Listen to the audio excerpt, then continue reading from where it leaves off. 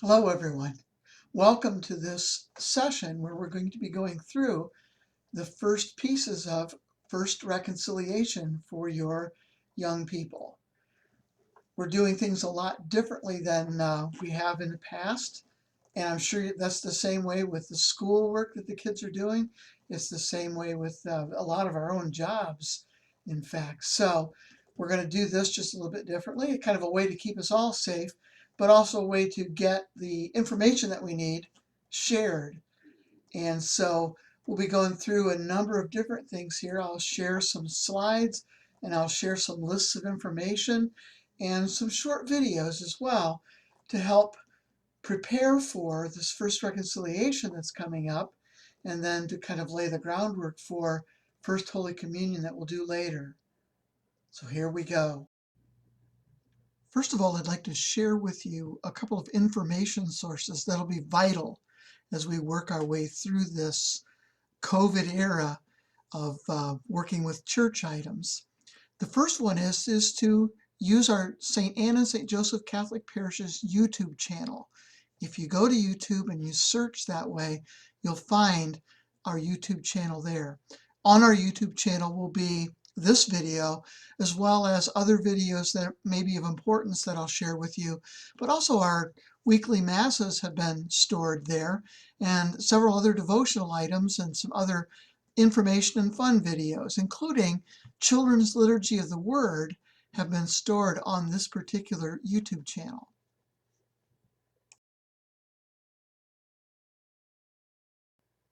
Next, of course, is our Facebook page. You can find us as SASJ Fremont on Facebook. And then within the SJSJ Fremont Facebook page, I have a series of groups that I've put out there for various purposes, and one of them being the First Reconciliation and Communion group. You'll find it like this.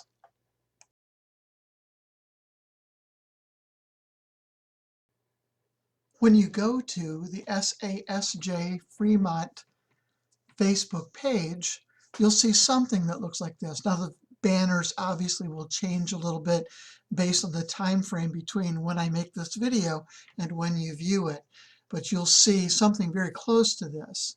And once you get to this page, then you'll go to the More tab, and when you click on it, that More tab will pull up a menu which shows you groups. Once you've clicked on group, then you'll need to scroll down through the list of groups, and you can see we have quite a number of them, to find St. Anne and St. Joseph First Reconciliation and Communion. Please click on Join to join this group. Now that you're a member of that group, we'll be able to share information quite often, and you'll receive notices on your Facebook feed when I've updated that group and included new information for you. And I'll try to share any pertinent documents and any other special information that you need to know as we move forward in this preparation for First Reconciliation.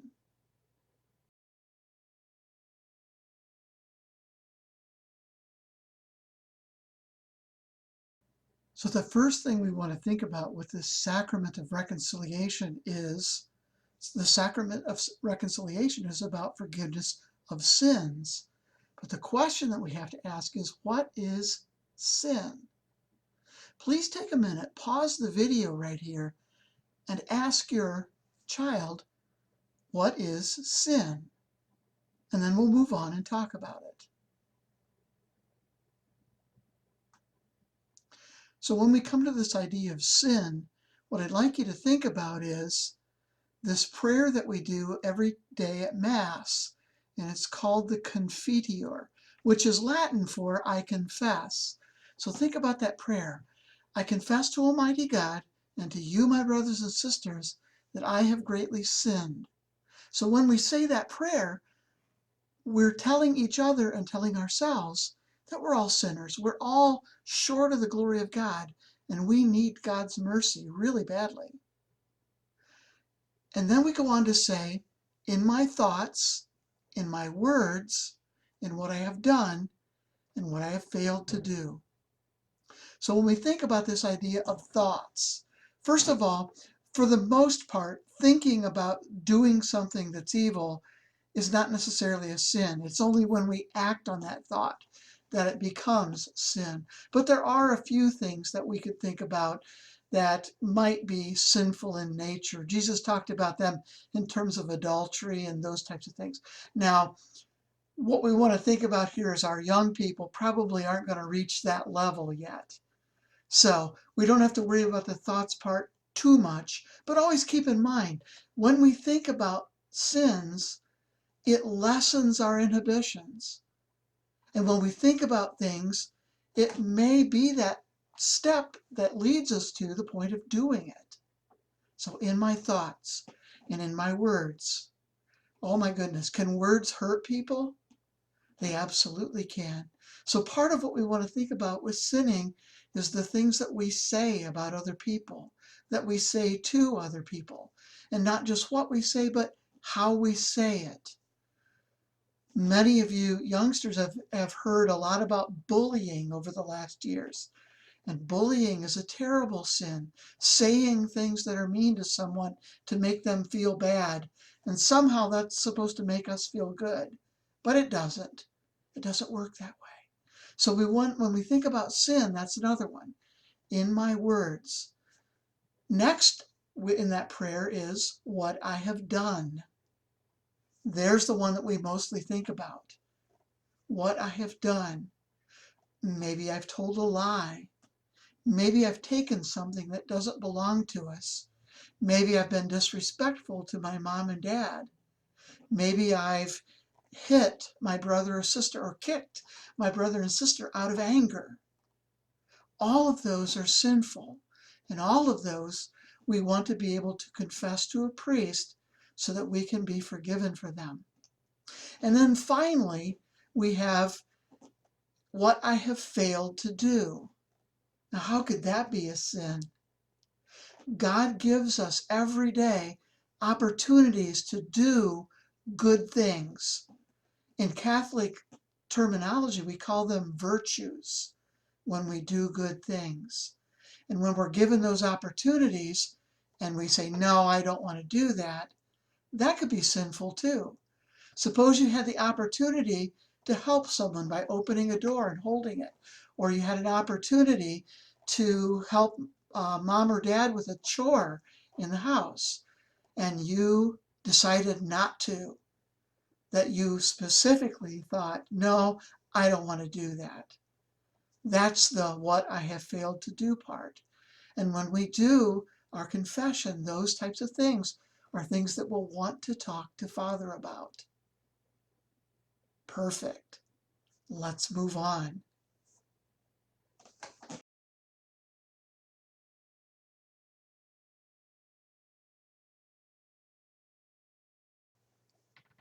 One of the documents you will have received either by mail or sent home with your student will be this, which lists the important dates for our first reconciliation and our first Holy Communion this year and going into next year.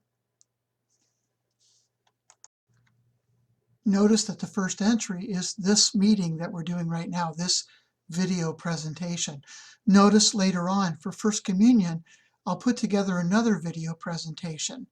Now, as things change, or if things change as far as being able to get together or not get together, that will dictate some of that for us. But that's what we'll see as we move forward with everything. Notice that there's a first optional item for the parents. Dr. John Wood will come and present on the voice of God in the midst of suffering at St. Anne Church, 7 o'clock on October 1st. Again, this is optional, and we will live stream this presentation. So if you're interested but can't make that evening, please watch it by live stream and then the recorded version later. And now we get to the important stuff. The first event that we need you to come to is the First Communion Retreat. It'll be a First Communion and First Reconciliation Retreat, and it's a Dragon Slayers Retreat with Dr. John Wood, who did that presentation we just talked about. It's going to be Sunday, October 18th at St. Anne Bishop Hoffman Hall.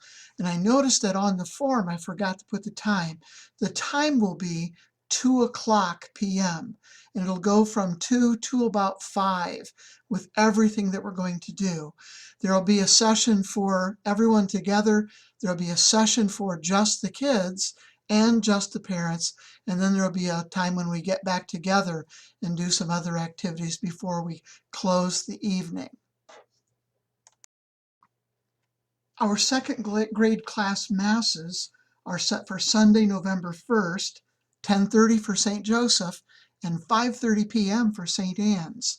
And that's the masses where your second graders will take part in and take roles in the mass. And we'll contact you for further information and with further information when we get to that point. First reconciliation will happen for St. Anne Church on Monday, January 4th at 7:00 p.m. in St. Anne Church again.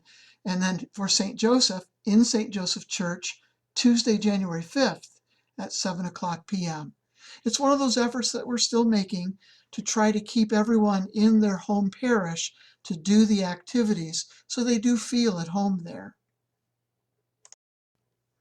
As I mentioned before, if we're not allowed to meet in person again, I'll do another video presentation just like this one, specifically for First Communion, because there are a few things that I want to demonstrate and show the kids that are important as far as all that goes. Incidentally, I did do this by video for the 2020 First Communion class, and it seemed to work really well. And finally, our First Holy Communion will be Sunday, May 3rd, 8:30 a.m. Mass for St. Anne and 10:30 a.m. Mass for St. Joseph. If possible, we'll have a reception afterwards with cake and donuts and all kinds of goodies like that. And if not, we'll go on our own separate ways and kind of live our lives as we go forward, kind of like we're doing right now. Thank you for taking the time to be with me today. I hope this has been informative. I think the nice thing about the video is if you have questions, you can watch it again and get what you needed out of it. And always, please call me at the parish office at St. Joseph or email me, deaconmel@growinholiness.org, with any questions that you have or any clarification that you need. Know that I'm here to help us all get through this pretty well. I look forward to the first reconciliation part of everything, and then I look forward to the first Holy Communion piece of everything. It's always an exciting day for me. So between me and Mini Father Michael, who happens to be here with me today, we say goodbye, and we look forward to seeing you in church. See ya.